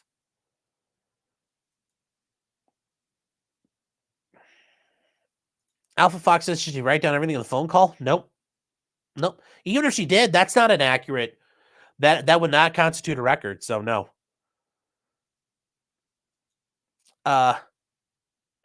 Eliza saying Franny, yes. J-Bet saying the Pillsbury voice is funny, although a bit psycho. Well, yeah. Keopathic says this is the Dear Diary part of the record, yeah. Oh, yeah. Reform Convict says my lady voice sounds the same as lead attorney's lady voice. I appreciate that. Lead attorney's a good guy. Claude is saying it's so compromised. Well, how compromised is it, Judge? Yeah. Eric says the lawyer got a lawyer. Yeah, that's the police are sniffing around, thinking he was involved in leaking stuff to the press, and are looking to charge somebody. And the court's looking to possibly sanction you, like severely. Getting an attorney is not a bad idea. Yes, and Al Fox brings up a great point. She has an attorney now, too. Yes. Yes, I love how she brought that up, and it's like she goes out and waddles out and finds an attorney herself. Like I said, Franny, you just keep playing yourself, and I know, like, here's the thing. DJ Khaled is, well, he used to be big, but he's still pretty decent. That meme about, like, congratulations, you played yourself. That's not something you want to ascribe. You never want to play yourself. I understand it's a meme, so you might not be down understanding memes properly, but it's basically like you made yourself look like a fool. So if you're sitting there thinking like, oh, I keep playing myself, I'm so proud of it. It's like, Franny, no. Don't do it. Stop. So Alpha Fox saying, yeah, she's only hearing one side of this, and this doesn't even reach the Strickland standard. And I did a video on this way back when I really started this going back in 2021, right after Kyle Rittenhouse, about ineffective assistance of counsel. It is a set standard. You have to meet it. Attorneys falling asleep in the middle of trials doesn't trigger ineffective assistance of counsel sometimes. If that doesn't trigger it in the middle of the trial, an attorney taking a snooze, then what is all this shit, Judge? Yeah.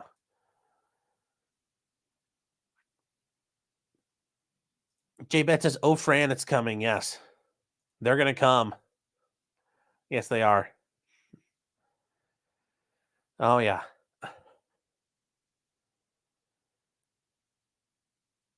Claude is saying a mistrial. I mean, this is cruising for a disaster already. This has been made a spectacle in national headlines. It's being covered nationally. If I was his attorneys, I would say, how is this man going to get a fair trial anywhere? After the judge did all this. Yeah, this has been awful.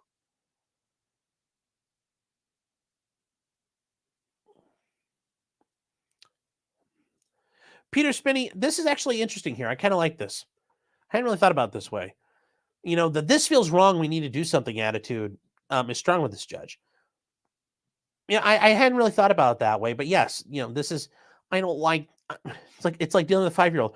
I don't like this. What don't you like about it? I just don't like it. Okay. Yeah, this is all done now.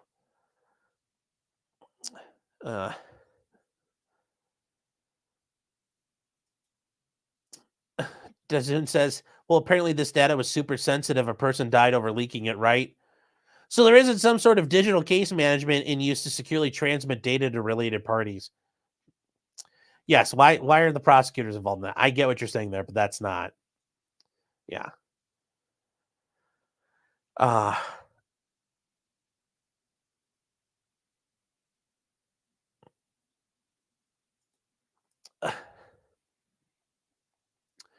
Zaven saying she's trying to judge so hard that she's in serious need of judgment. She played herself.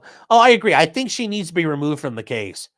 And I think the state of Indiana, the Indiana Supreme Court is going to remove this woman because likely she is Rosie and Bradley are going to get put back on the case, and then they're going to file a motion to have her recused.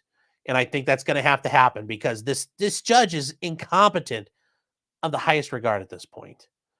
Bama Girl is saying hello from Tennessee. Well, hello. Hope it's nice and a little warmer down there than here. Now, there are some updates about what happened to things that went on. So, and Jordan is saying the crime scene pics were leaked months before that too. Most likely by law enforcement. We're actually going to get to, there's an update on that. There is a very big update here. So, what happened?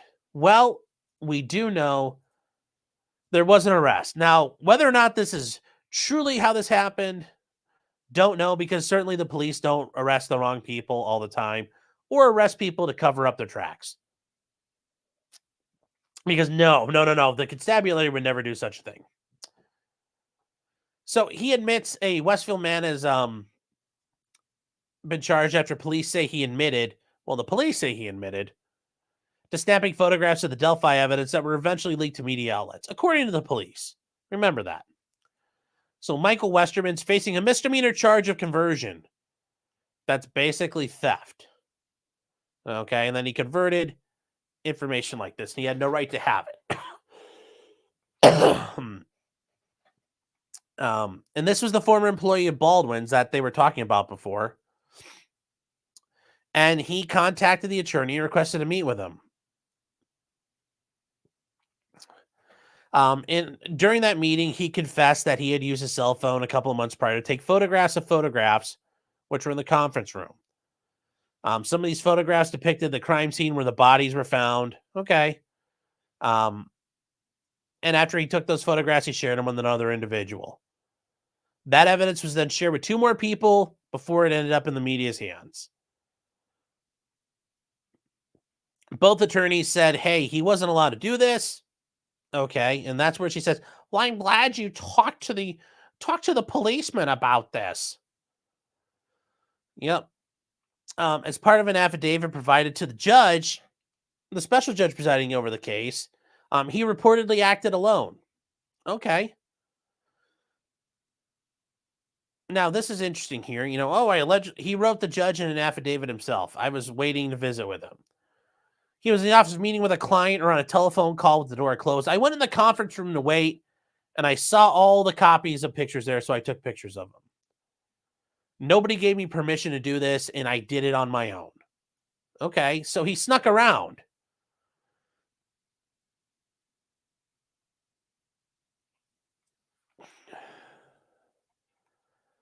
Now, yeah, so there we go. All right, well, that's the update number one. And then update number two. Judge Gull apparently she's not feeling too well. Her tummy hurts. I'm sure her stomach hurts and has nothing to do with the fact that the entire world, I mean, Fran, I get it. You're not a little kid anymore. You can't go like when something bad happens, go, my tummy hurts. And then everybody forgets what you did. Or maybe you have a terminal case of the stupids and it's manifesting. Your retardation is just eating through your skull. Maybe that's happening too. I don't know. Probably not all that. Like I said, I can help you if it's a case of the stupids. Like I said, contact me. I will mentor you through this. So she hasn't been handling her recent caseload amidst health issues and hospitalizations. She's been working from home where she received treatment for an urgent medical condition. Well, what happened? We don't really know. She consulted with a doctor after she'd been feeling sick for several days. And she met with the attorneys 2 days prior, that transcript we were reading, on October 31st. Which, I got a bit of a question here. A bit of a question.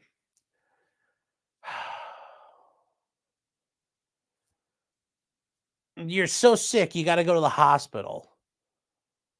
And you were sick at the time you did all this drastic action.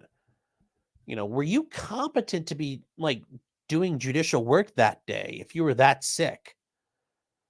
Kind of makes you think, like, what was it? It's so urgent you can't do your job, really.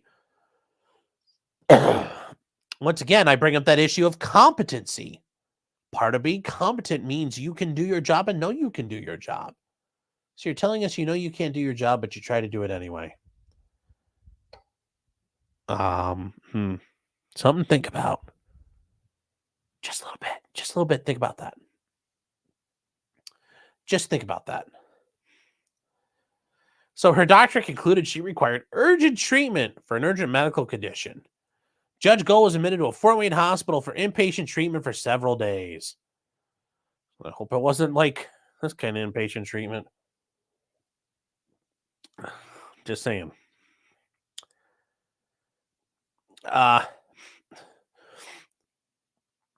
Since then, her other judges and colleagues have been helping her handle her caseload. Yeah. All the judges are helping her handle her loads. They're taking loads for her. Oh. Since then, she's been working from home in coordination with her superior colleagues. Her fellow criminal division judges are handling her court calendar temporarily until she returns to the office. Yep. It was not clarified whether others have been handling casework from the Delphi case. Well, I would really like the state of the Indiana Supreme Court to come out and be like, look, Judge Gull, stop working on it now, honey. You're done. Time out. So, since being assigned to the case, Gull has encountered numerous legal battles and challenges. Yeah, there's challenges. There's challenges the fact she's completely retarded. It's a big challenge for everybody. Evidence leaks, trial pushbacks, the withdrawal of Allen's original defense team. The withdrawal you manifested to cause to happen. This wasn't a voluntary withdrawal. That's a great papering over what happened there. And calls in the Indiana Supreme Court for her to be thrown off the case. Maybe questions about whether this woman's competent to hold office. Like I said, I'm not saying, I'm just saying, I got some concerns here. I got some concerns. I got lots of concerns. I got a lot of concerns about this woman. So it's just something to think about.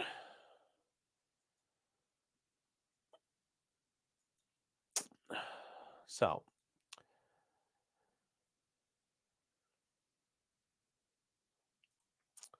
Saban says she was diagnosed with a case of resting bitch face. Yeah. Yeah, she went to the big city for treatment.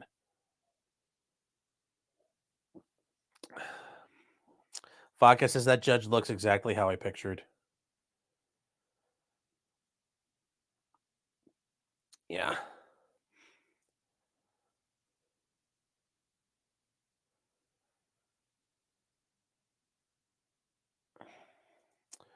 If I can get Sleuthy Goosey. Is that a YouTube channel? Because that's hilarious for a name.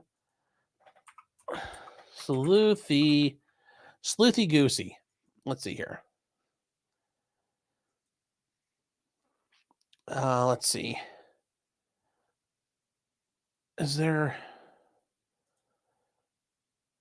I'll have to take a look at this person. I don't see any 28 videos and you have 10K subscribers. That's crazy.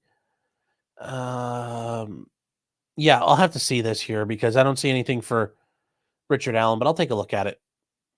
I will take a look at it. So.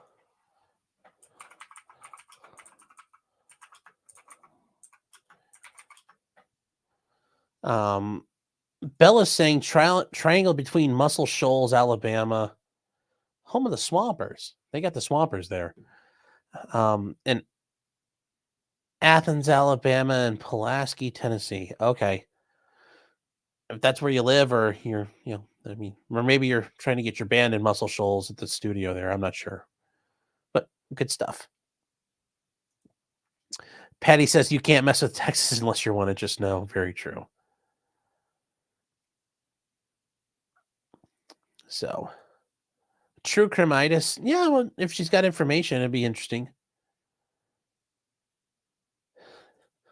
Reform says, sounds like a black stripper's name from the 80s. Yeah. Rabbi says honk, honk. Yes, a very honk, honk. So, that is there. And I think tonight, we're actually doing pretty good in time. I wanted to get to this. Somebody sent it to me on through locals, and this is hilarious. And this is the situation going on in Dolton. Emphasis on the Dolt part, Illinois. It's outside of Chicago, and their mayor has taken trips to Las Vegas and spent a lot of things and done a lot of really questionable and like really scummy shit with money. And a news reporter questions her, and her response to how the money's being spent is absolutely hilarious here. And I kind of want to end this on something funny to be thankful for. Be thankful this is not your mayor. If you do live in Dolton, Illinois, I'm sorry, but I'm going to make fun of this person. But be thankful this is not your mayor. So here you go. This is I'll leave you guys to make all the comments you want to make here. So Village, plus thousands of dollars spent at a hotel in downstate Pontiac. My take is this: if they are going to something that's going to benefit the village, that's fine. But from my standpoint of view, these things don't benefit the village at all. And then there are the trips to Las Vegas. Mayor Henyard and other top officials traveled to Sin City in May to attend a shopping center conference. It's unclear if it helped Dolton land any deals. Don't have a clue. We're all in the dark. Not only are the residents in the dark, but the trustees are also in the dark as well. I do not handle anything as relates to with credit cards. As you heard me speak today in my board meeting about, I do not handle that. Some of those charges are for you, though. No, sir. You didn't go to Las Vegas? What is that? No comment. You don't know if you were in Las Vegas? Of course I do. Were you? It's not paid by them. Did you fly first class to Las Vegas? Any other questions? Actually, yes. The credit card records do shed some light on tax dollars spent at several restaurants near the Strip, including Cafe Hollywood and Hot and Juicy Crawfish. All right. Any other questions? So you're not going to answer how taxpayer dollars are being spent? That seems odd. I just answered it.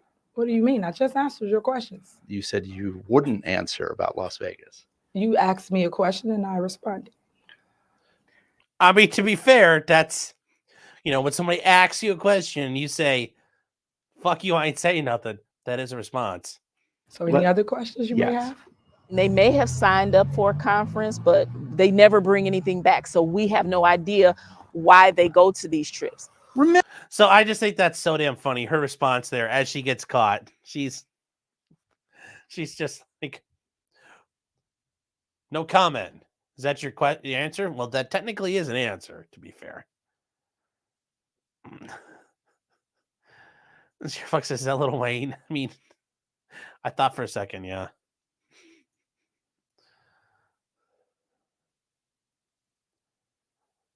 Reform says, this hoe off the chain and she belonged to the streets.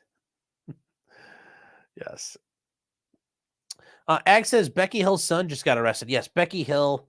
Yes. Ms. Becky, the good old clerk down in Colton County, South Carolina, who fucked with Alec Murdaugh's trial. He was just recently arrested. I don't think it's been clear what he's arrested on, but I'm sure that's not going to reflect badly on her and what she did in this case, but we'll see. Yes, but that mayor puts the dolt in Dolton. Oh. Yes, Harbor Walrus says, government, why you no accountability? Yes, yes, yes, axed. Rabbi Rubenstein says, Americans, why? It's how we roll, man. It's how we roll. And Pothole Peter says, I like me some crawfish. Yeah, but if I go to Las Vegas, I'm not going to go eat crawfish. I mean, go eat crawdads in Las Vegas.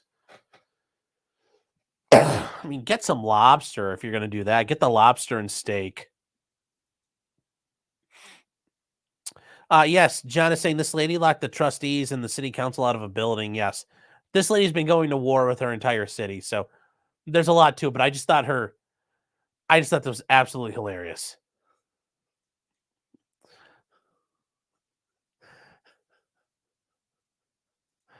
Yes, and Scott X say, being mayor, that is not my job. Oh.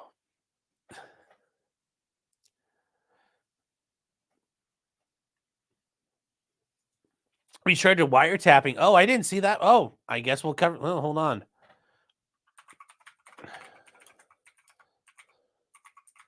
Wiretapping. He was tapping that wire.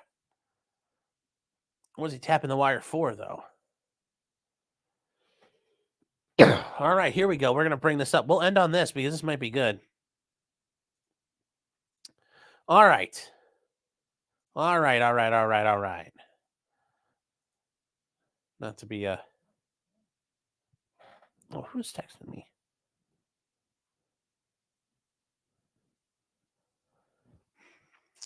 Yeah, we'll get to that in a minute. All right, here we go. Colton County. Okay, so this. Oh God, we know this is good if sleds involved. Them sled agents, and the brainwater specialist, dumb enough to be sleds, have charged Jeffrey Colton Hill with wiretapping in a connection with an illegally recorded phone conversation earlier this year. Details in the investigation remain scarce. I'm sure because SLED is still trying to manufacture things to tell the grand jury because not like they don't have a history of doing that and admitting to the grand jury they lied to the grand jury, but it's unclear if it's related to his mom's jury tampering allegations, although it'd be hilarious if they were. In an arrest warrant. Oh God, this actually is wiretapping. Like legit wiretapping. He used his job as an IT guy to listen in on a July phone call between two people unaware they were being recorded. Ooh. Wow. What a fucking... Oh, and he's a government employee. He was fired from the county the morning he was released from jail. So the department he oversaw is responsible for day-to-day operation of the county's technology, including its telephone. So he was surveilling other government employees. What a fucking idiot. Wow. I'm betting this has to do something with Becky, because otherwise, why is he listening to it? You know, he's like, I'll protect you, mama. I'll make sure nobody's in there.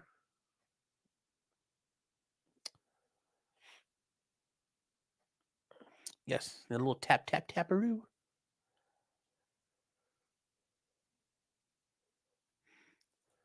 Jay from Michigan says you can record your own conversations by law. If you record other people's, that's tapping. And I agree. But the way states have tried to, and the way people understand it, even in a two-party consent state, that's typically, the thing is, though, you would like that to mean both parties have to consent to a third party.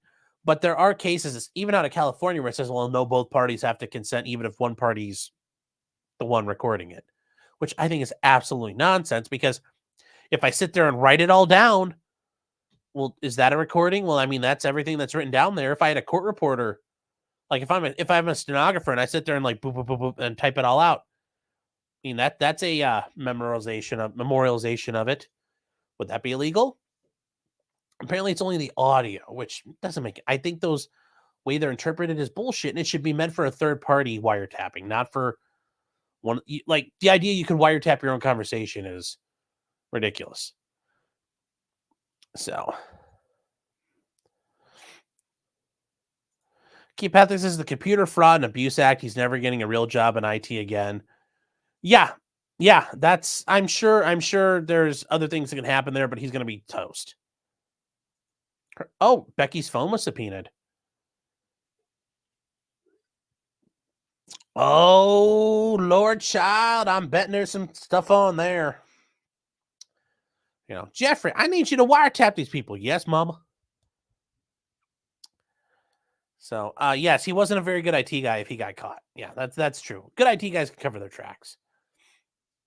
All right, guys, that is the end for tonight. We are going to go over to locals and hang out for a while, I'm sure, for quite a while at this point. As far as what's going to happen the rest of the week, we might do Black Friday tomorrow. Black Friday stream. Might do something Saturday. Don't know yet. We'll figure that out.